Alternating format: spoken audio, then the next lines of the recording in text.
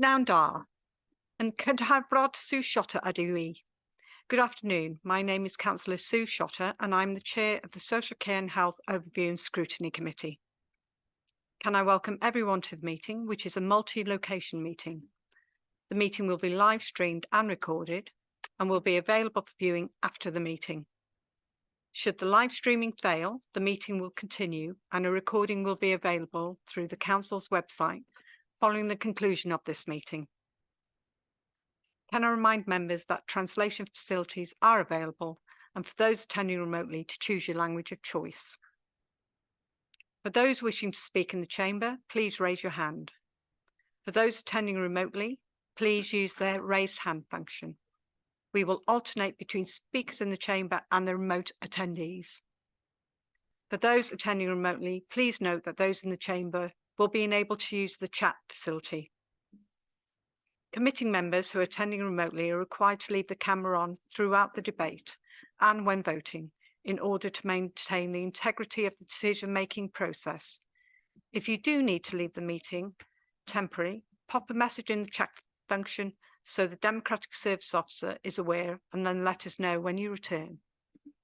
I expect everyone present and participating in this meeting to conduct themselves appropriately and be respectful to each other. That applies to members, officers and anyone in the public gallery. When I open up the debate to members, I will ask committee members to speak and put their question first, followed by non-committee members. While I do not wish to stifle debate, can I remind members that any questions should be focused on the subject matter and to avoid repetition.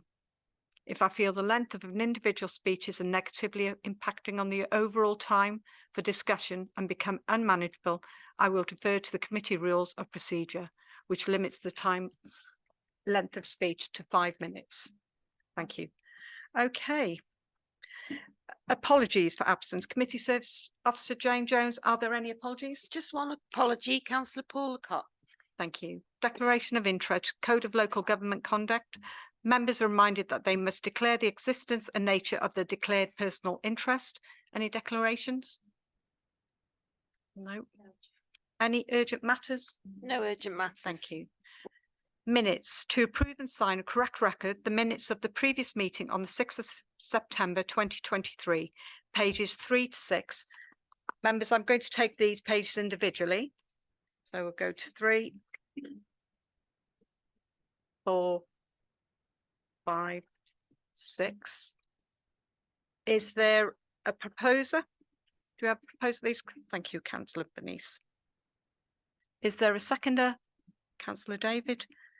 Could all members show by show of the hands in the chamber and on Zoom? Thank you. Are there any against or any abstaining? Okay, members, the minutes have been passed.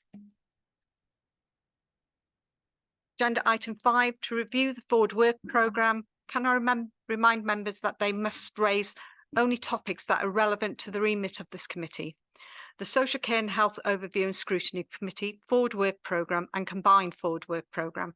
Dawn Hughes, Committee Service Officer, will present this agenda item. Thank you, Dawn. Thank you, Chair. Afternoon, members. Just a few changes I need to advise you of. So further to discussions with the Chair and Vice Chair, and due to the amount of items on the January meeting, it's been agreed that we'll move the corporate parenting annual report from January to the March meeting. Also, there's an update on the Social Care and Education Transformation Programme, and that's scheduled for January. So just so you're aware, members of the Education and Skills Overview and Scrutiny Committee will also be invited to attend for that item so they can listen and contribute to the debate. That's all I have, Chair. Thank you, Dawn. Do I have a proposer on this? Councillor Mandy, and a seconder? Thank you, Councillor Andy. Okay, members, if you could show by your show of your hands in the chamber and on Zoom. Thank you. Any against? And anyone abstaining? Okay, that's been carried. Agenda item 6. Any questions to the Cabinet member? No question. Thank you. Agenda item 7. To consider a report from the Chief Executive on the following matters. Corporate Safeguarding Board Annual Report 2022 to 2023, pages 43 to 77.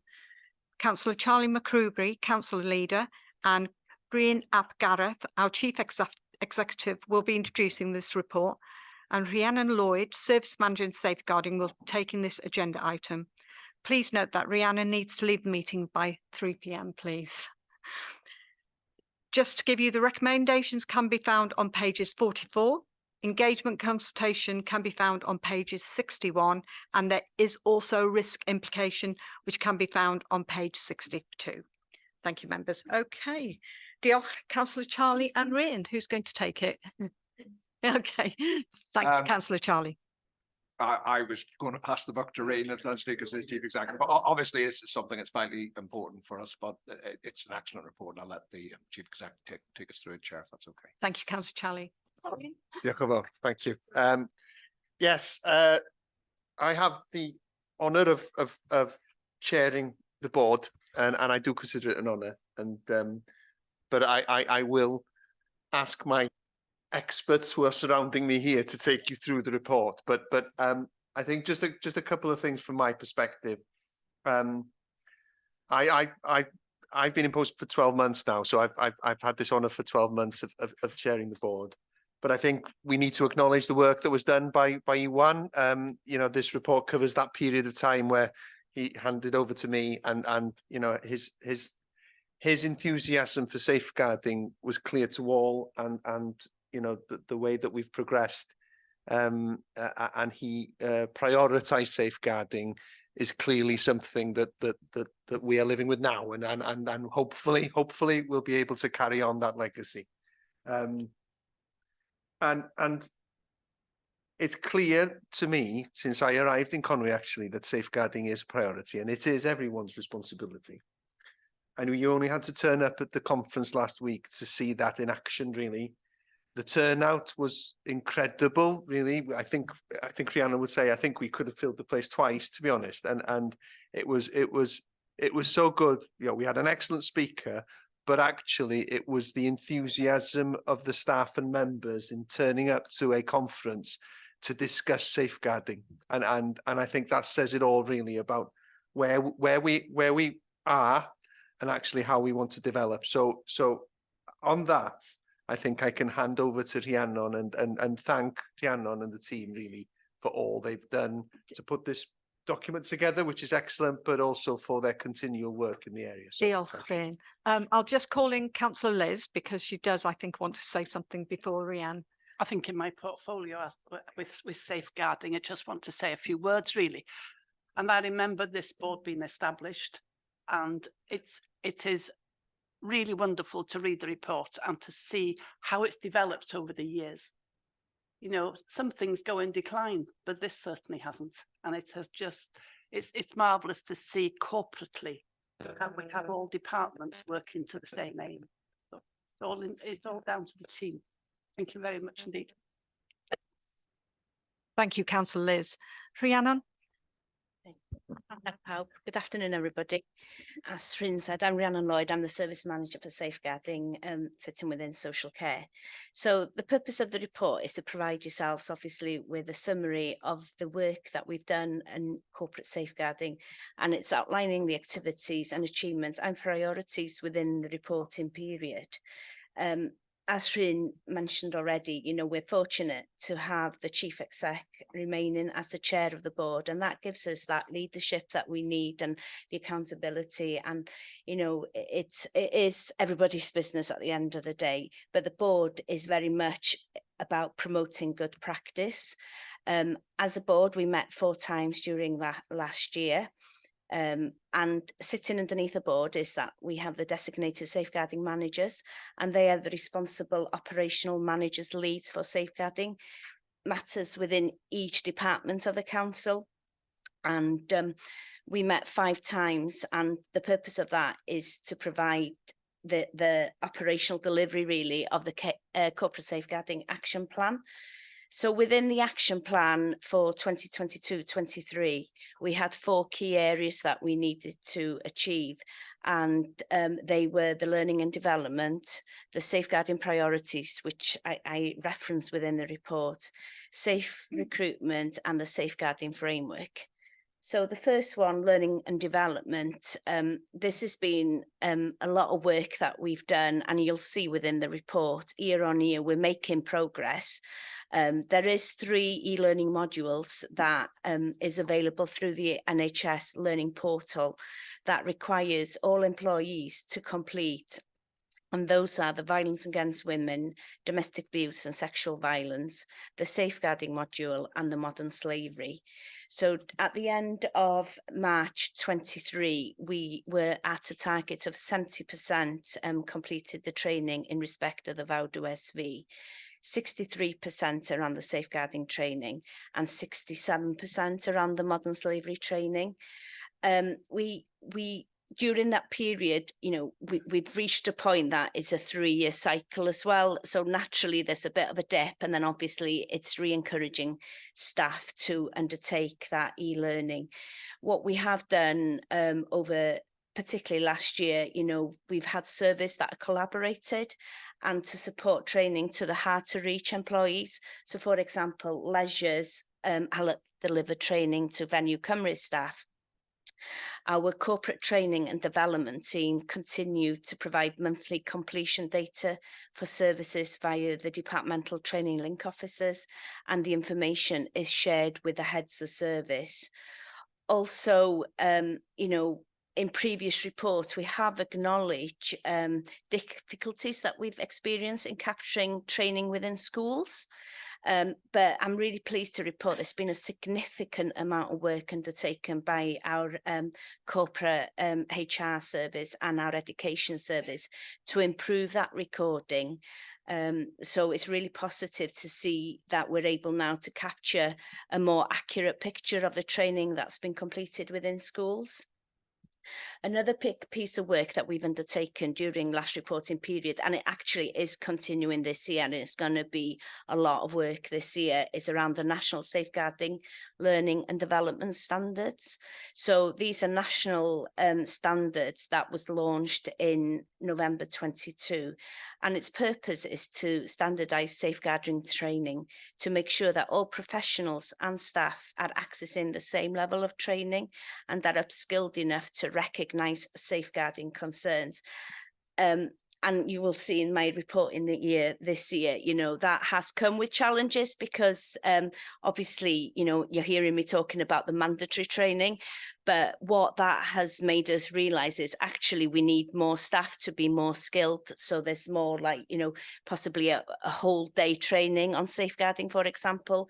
So currently we are looking at that. It's been to board for consideration and we have got an implementation plan.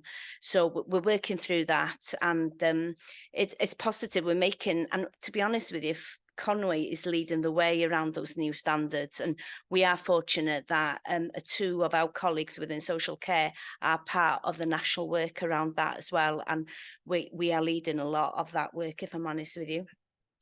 So in regards to the second key action of the action plan, safeguarding priorities, you know, one of the key things, and this is something that, you know, is really important for us around learning, is to respond effectively to learning identified from regional adult and child practice review.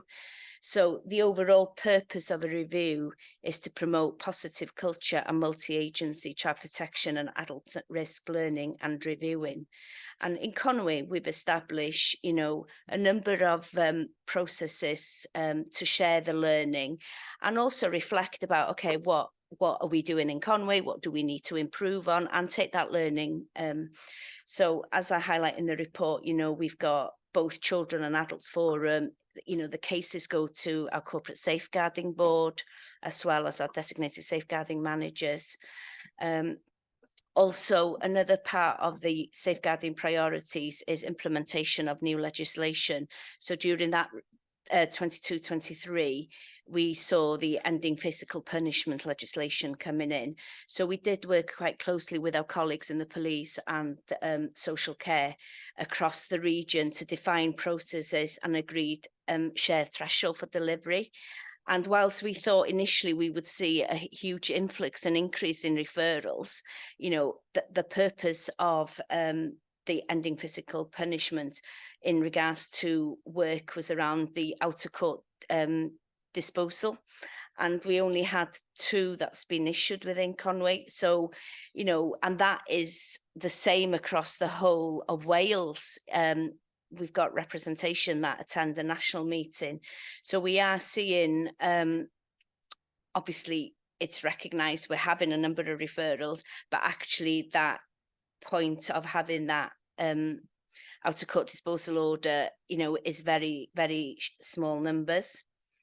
The other elements that we've identified, and it was a back on of a situation that happened here in Conwy, is that we wanted to identify and support appropriate public buildings to become safe spaces. So there was a task and finish group that was developed, and the principal librarian and information manager led on that piece of work. And, you know, during the reporting period, we have got 10 designated safeguarding spaces, which is really positive for Conwy. Another element of our priority was around safe recruitment, and particularly in regards to volunteers. So what we've developed in Conwy is that we have now our volunteers across the whole council on our HR system, our iTrent, and that's one central database that holds basic information and DBS checks if their role requires that to happen. In regards to the safeguarding performance framework, I provide an overview there, but the one I wanted to sort of highlight was 5.1, and that's the percentage of new staff who have completed mandatory safeguarding training. So at midpoint here in 22-23, we were actually at 17%. So we have increased and put a lot of reminders and working with managers across the service areas, and at year end we had got up to 55.8%. For me, we still got a way to go, and I'm really hoping, you know, this reporting year that we will have seen again improvements on that, because for us it's about making sure that when new staff starts in the council that they undertake those mandatory training at the point of induction. So we are making progress with that too. What then I highlight in 3.5 of my report is good examples from across the council. And I've only picked some of them, and there's 25 there. I thought, gosh, where do I end? But I wanted to sort of capture really how safeguarding is embedded in the council day-to-day work, and it's so important at the end of the day. So, you know, I'm not going to go through it. It's there within the report, but, you know, it's really positive, and you know, I'm so pleased of how the safeguarding agenda is progressing within Conwy, and the fact is part of our corporate priority as well. 3.6, again, I'm not going to go through it in detail. Safeguarding Week last year, we had a number of activities happening, you know, and we did really focus on the 7-minute briefings, and I've included them for information really, because they're a point of reference for anybody at any given time, so they're within the report. And, you know, really the buy-in and the engagement has been brilliant. And then obviously the forward work plan in 3.7 is about embedding the safeguarding training framework and continue to implement the recommendation from the Wales Audit Office, which is around the training. And that's it really. So I don't know if anybody's got any questions. Thank you very much for your time. Thank you. Diolch, Rhiannon, for your presentation. I'm just going to read the recommendations on page 8. That elected members scrutinise the report and note the work undertaken in respect of corporate safeguarding during the reporting periods of 2022 to 2023. I'm actually going to ask for a proposer on this, and then we can go to questions. Is there a proposer? Thank you, Councillor Mandy. Okay, are there any questions? Councillor David? Thank you, and thank you for the report. I think it's all good work, and I think I've been on some of the courses as a school governor for safeguarding for children, and the other courses you mentioned. I've been on those. More interested in the adult safeguarding. Now, the withdrawal of care line, well, not the withdrawal of it, but effectively the price has gone up, you know, and the resident in my ward, he said they were not going to have it. I mean, Is there any feedback on that, to the risk of vulnerable adults, where that is when they live on their own, that is the only form of communication if they fall, or something happens in the night, or if you haven't got care during the day? So I would like to have some questions on that. Was it a mistake to actually put that price up, and how many people have actually withdrawn from that service now, because we can't safeguard them if we haven't got that communication? I was asking Kat today about daycare centres. Now, there are people, the unpaid carers, the ones that are forgotten about, well, I don't think they're forgotten about because they're not mentioned very often. The people actually look after relatives at home, particularly older people looking after partners at home. Say when partner gets dementia, and there's no daycare services. I think, you know, people, and there's a case that I do know of where there's a lady and her husband's got dementia. He does get violent at times. It would be great if you could go to a day centre during the day. And we don't, and there is a private provision in Colwyn Bay. I think it's called Daffodil. I don't know much about it, but, you know, I'm willing to look at that. And I think we have some, is it Crescelian? We have for older people. Yeah, but you know, I'm a bit concerned that we're not providing that service, because I think those home care parents at home, they need a break. And I think the fact we haven't got that, we've got quite limited daycare provision is a problem.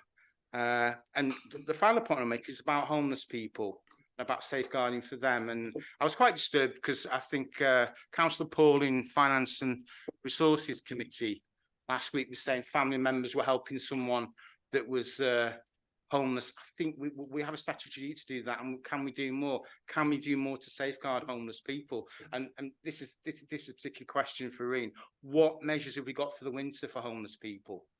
This is people that are on the street that we're not providing any kind of accommodation for. What kind of safeguards have we got for them for the winter? Thank you. Thank you, Councillor David. I think, is it Catherine or is it? Yeah, and then can I just say, Ashley, I think I'm hoping is online as well, so hopefully she'll be able to respond to the homeless as well. Okay, yeah. Thank you. Okay, so the first bit around the telecare price increase. So what we've done is, and I think I've communicated this, is to put a review process in place. So we've got two stages. One is around welfare rights, making sure that people are getting the benefits that they're entitled to make sure that they can pay the extra if they can. If they can't, we have a review process where we go through the information that we've got from them on our system, the information that Gofal hold about their vulnerability, the information that they wish to present to us as families, and I review those cases. We either keep to the original fee, or if the circumstances are such that we waive the entire fee if we feel that those people need telecare no matter what. So we wouldn't leave them without telecare. So we've had circumstances where people have requested that the equipment is taken out of their home, and because they can't afford to carry on with telecare, and we've actually said, no, you do need it, and we will either, depending on your circumstances and what your financial circumstances, revert to the original fee or waive the fee. So we do have that catch-all, so we're not leaving vulnerable people without telecare where we feel we need it, and we're taking that advice as well from Gofal in terms of when they've used how often they've used it, etc. So we're as much as possible not leaving people without telecare that they need. And then the next one around daycare. Yes, so I've responded in terms of the daycare provider that we've got, the private provider we've got is Daffodil. They are the only one for older people daycare. And we've got respite provision at Chraffu, as you say. But we do also have carer support, which is wider than that. So we've got the Conwy Council carers team, and we've got officers in each CRT. So they work with the cared for family and they cared for themselves. And they will put packages of support in place. It's not just daycare. So they will, we've got commission services in the third sector that they can access as well, around respite, sitting service is another one we commission from Crossroads and Carers Outreach, so that people who are caring for their family members can have a break and go and do something for themselves, etc. The other thing in particular in relation to dementia is that we're part of the North Wales Dementia Pathway. So there's post, during diagnosis and post-diagnosis support, and there's a consistent pathway which is agreed across North Wales. So we have support commissioned for peer-to-peer support networks for carers at those different stages, so that they can share their experiences and provide some respite for them to talk to each other while they're cared for, while the person with dementia is cared for as well. So there's that support for people with dementia as well. And then also there's post diagnosis support for people with dementia, and those that have been caring for people with dementia once they've unfortunately passed away, that support for the carer.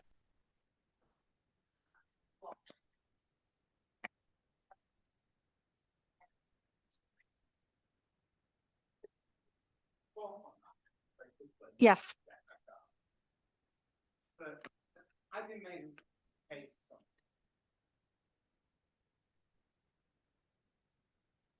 Oh, mine's on now. Hang on. I've got it now. Sorry about that. Yeah, I was made aware of a case, and the particular individual doesn't make a fuss, whose husband's got dementia. He does get violent at times, and she was told there was no home care available for her. She's having to look after her husband on her own, and there was no places for him to go into residential care either. And I think she's in quite a sort of difficult situation, and that's why I was mentioning about daycare centres. She does need that break, you know. Maybe I can get that individual to actually come along to express that. Yeah, because it's a difficult situation, because I think you know, she's willing to, for the time being, to carry on looking after her husband, but she's not getting a break at all, and that, you know, really. So, and that's what I was a bit concerned about. Yeah, Councillor David, you've got a specific case, we can look into it and see what support that individual and their carer needs. Thank you. Thank you very much, Catherine. I think what you've given is some really good ideas that Councillor David can take to his resident now. And I'm sure that's half the problem sometimes, that people don't actually know what we actually offer. And so they feel that they've got no way to turn. But if councillors can give the information out, then it really does help our residents to know which direction to go for the care that they need. Okay, just to let you know that Rhiannon and Ashley is now online. Councillor David, if you could just quickly repeat your question regarding the homelessness. Can you put your mic on, please? Sorry about that. I apologise for that. Yeah, I'm particularly concerned about the rough sleepers, and that they seem to be outside the system, don't they? For whatever reason, maybe they don't want accommodation. I don't really know, because there's different reasons. And the winter's coming and it's getting cold today. Have we got any extra measures in place for the winter for the rough sleepers?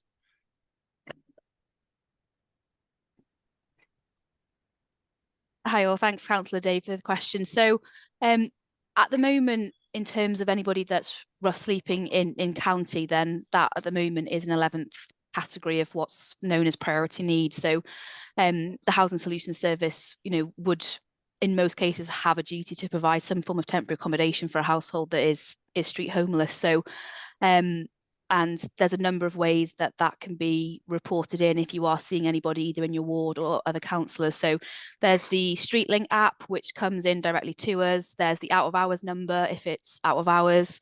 There's the Housing Solutions email address or Teams or whatnot. And then what we do is the process is that we have officers that will go out to that rough sleeper.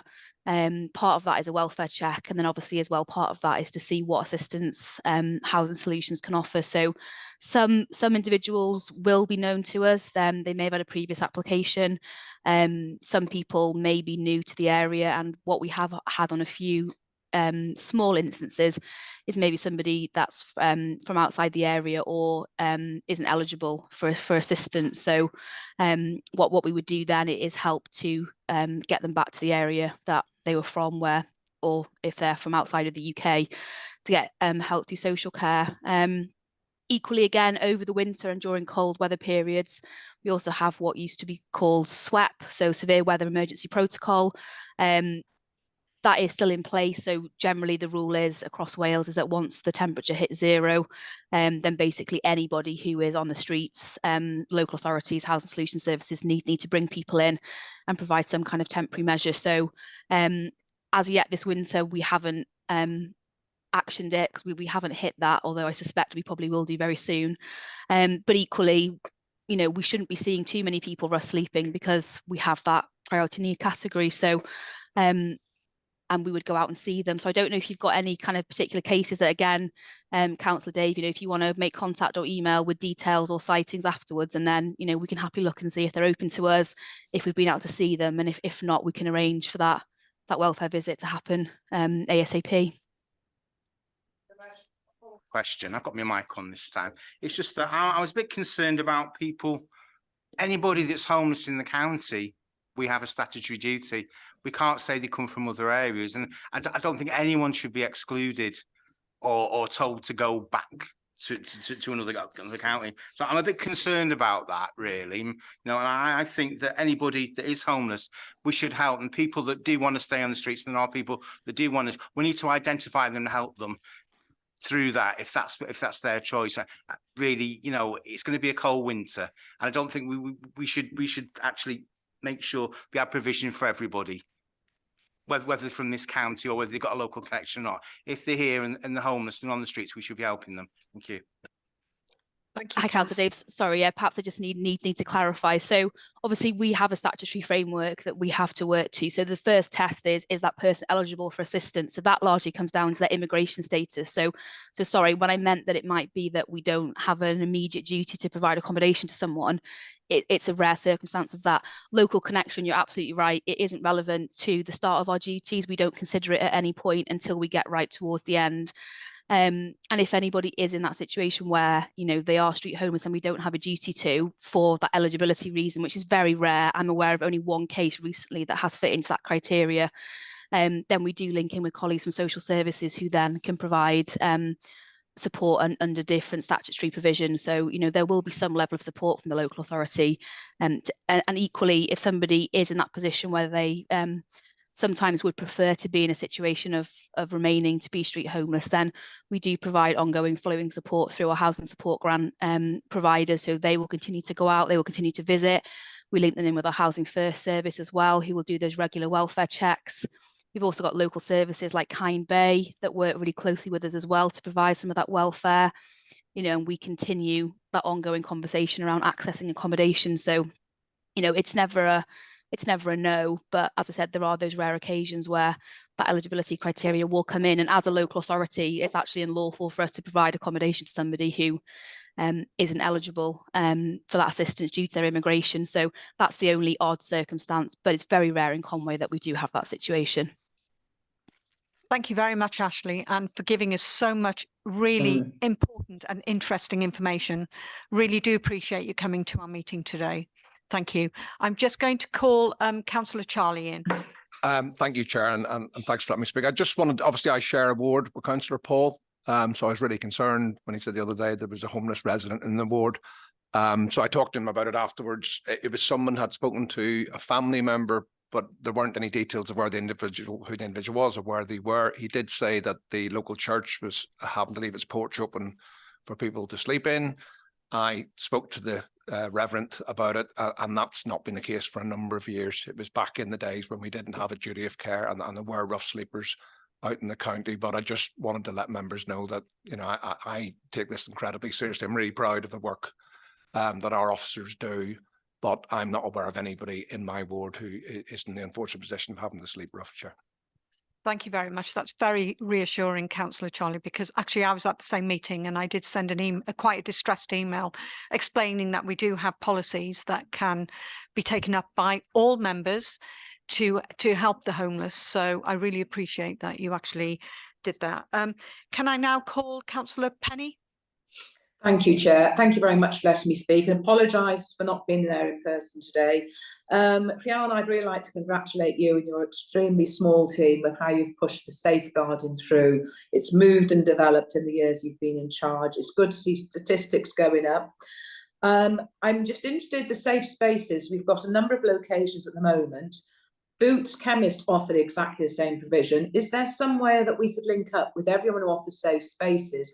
And would that be a way to communicate to people other things that the council can provide? That's just an off the cuff. So I don't know, Rhiannon, if that's relevant at all. Thanks, Councillor Penny. We did have somebody from Safe Spaces attend our designated safeguarding managers meeting to discuss, like, you know, because it's a national initiative as well, isn't it? So certainly from a Conway's perspective, it is something that Sharon Morgan from Libraries is taking forward, and there's still ongoing work. We haven't, you know, completed yet, if I'm honest with you. So it's an ongoing development, Councillor Penny, if I'm honest. So that's where we're at the moment. Thank you very much indeed. Thank you, Chair. Thank you. Thanks, Rhiannon. Keep up the good work. Thank you. Thank you, Councillor Penny. I'm going to call Councillor Louise. Yes, hello everybody. I'm just following on to with the conversation about homeless people. We had a couple from Manchester arrive and camp themselves at West Shore, that wasn't great for the local community, wasn't great for them. They were defecating outside their tent. They were arguing and fighting all night. It was a particularly tricky situation, but the housing team made contact. I don't know where they are now, but they were certainly very much on it and provided them with accommodation, and everything was sorted. So they really are a very good team.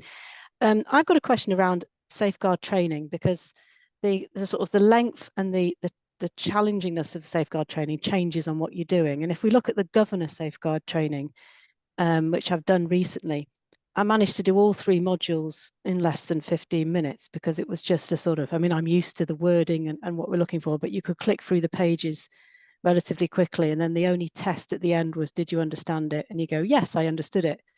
I'm not suggesting that people don't take these things seriously, but it wasn't very taxing.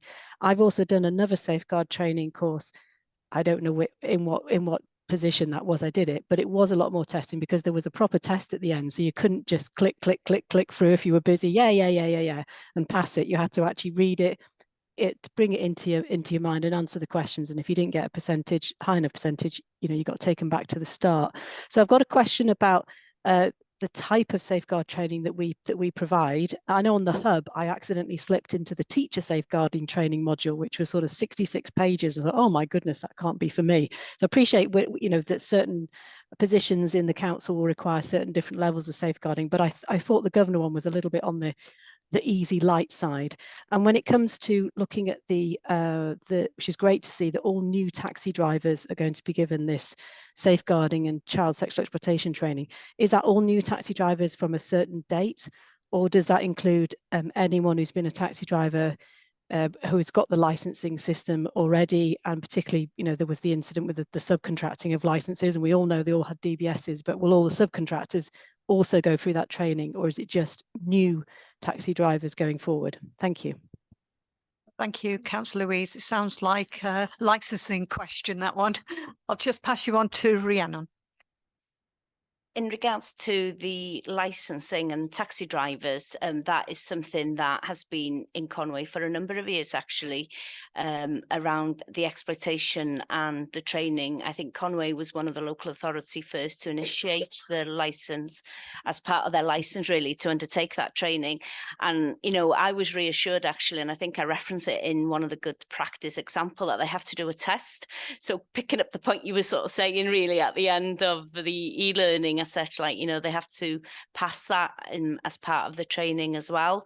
So it's for new licensees, you know, well, before they get the licensee and the ticket as such, they have to complete that training. In regards to the other online mandatory training, you know, some of it is mandated from Welsh Government, like the Vawdu SV. In regards to your point around the governor's training, I think that's come via the WLGA, isn't it? But I don't know whether Lowry I don't know if Lowry is online, whether she can input a bit more around specific governor's training. Thank you, Rhiannon. I think what we'll probably do is maybe get Lowry to send you a quick email if you're happy with that, Councillor Louise. Yeah, I'll email Lowry about, you know, my concerns. I think it just needs to be a little bit of a harder test. Maybe Louise, you're a brain box.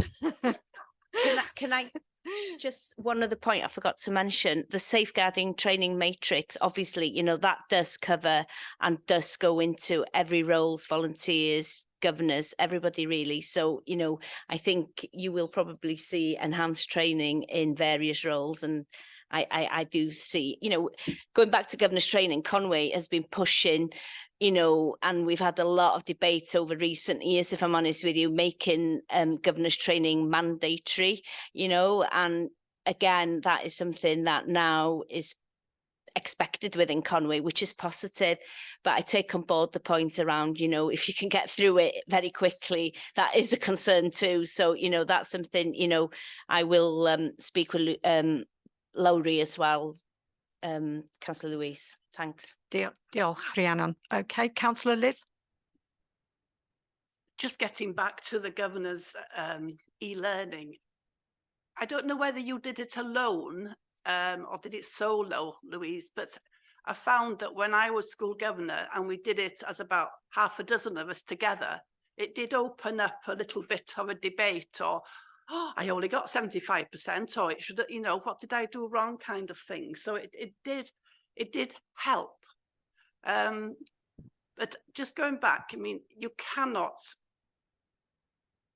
face-to-face training, multidisciplinary training is the panacea.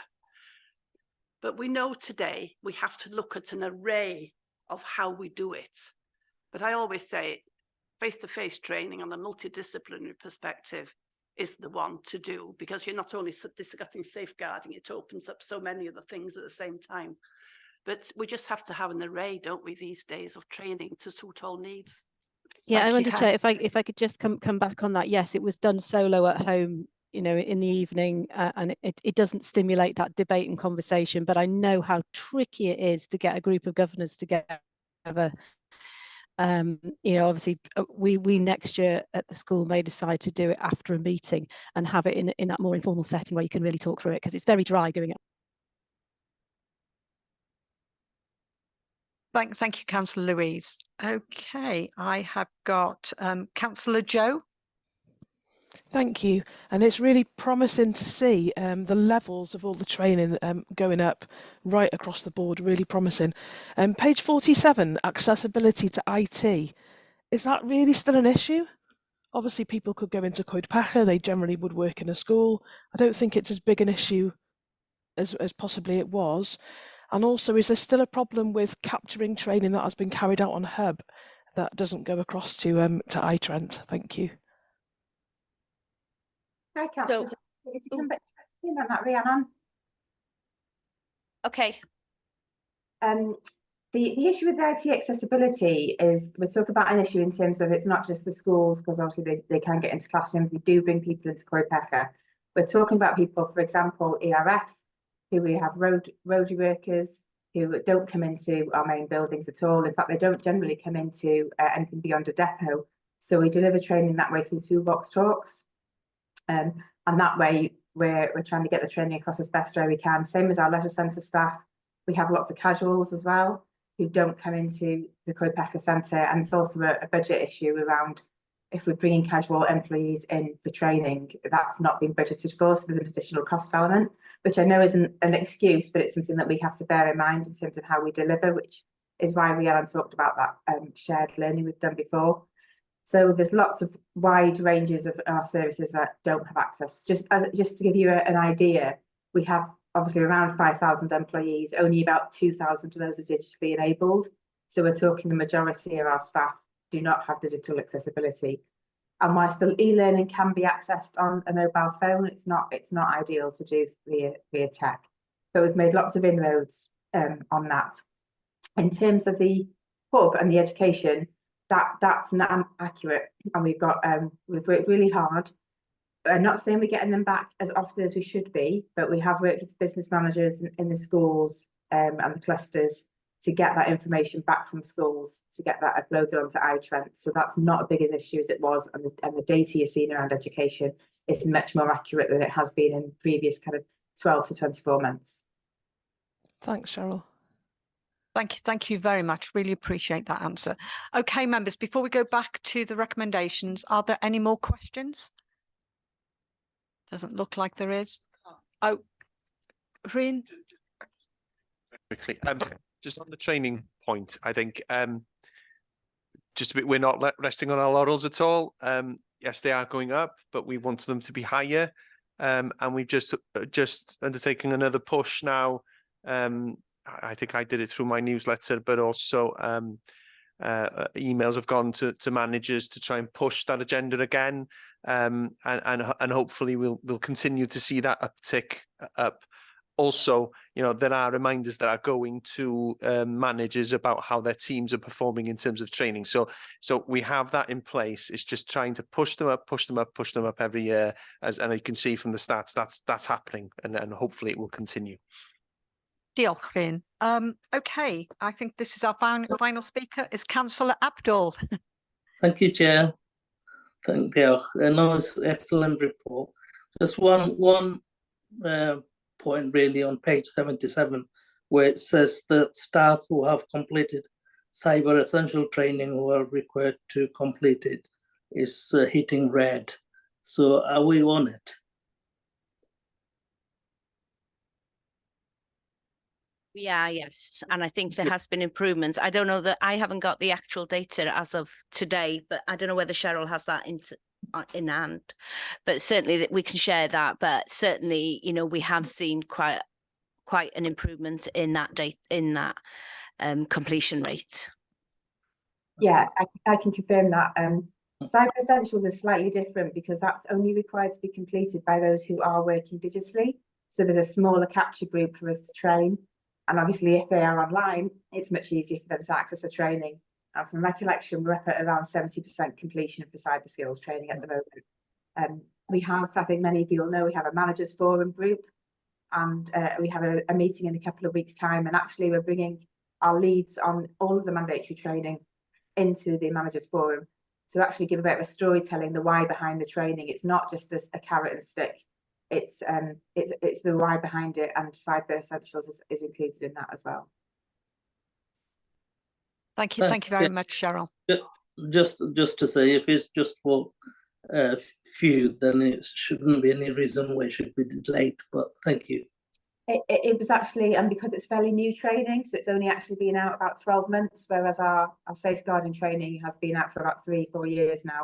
So that's been much longer running than the cybersecurity training. So that 70% has been achieved in about 12 months. But thank you very much, Cheryl, for that. Okay, members, there's no more questions. You find the recommendation on page 8. It's that elected members scrutinise the report and note the work undertaken in respect of corporate safeguarding during the reporting period of 2022 to 2023. We've got a proposer, Councillor Mandy. Do we have a seconder? Councillor Angie? Okay, members, if you could all show by the show of your hands in the chamber and on Zoom. Thank you. And are there any against? And nobody abstaining? Members, I think that's been carried. Oh, Councillor Frank, are you abstaining, Councillor Frank? If you can put your mic on. Oh, okay. No, Chair. I don't know who put my hand up, but there we go. But thank you very much. Can I just okay, members, before I close the meeting, I'd like to thank Cheryl online, Rhiannon, thank you so much for coming in today, Catherine, Rhian, diolch yn fawr, and Councillor Charlie, and of course our 2 cabinet members, Councillor Liz and Councillor Penny, and of course Dawn and Jane for all their help. Members, have a lovely rest of the afternoon, and I will see you soon. Thank you, everybody. Bye, Chair. Diolch i chi, Sue. Job well done. Thank you. Bye, everyone.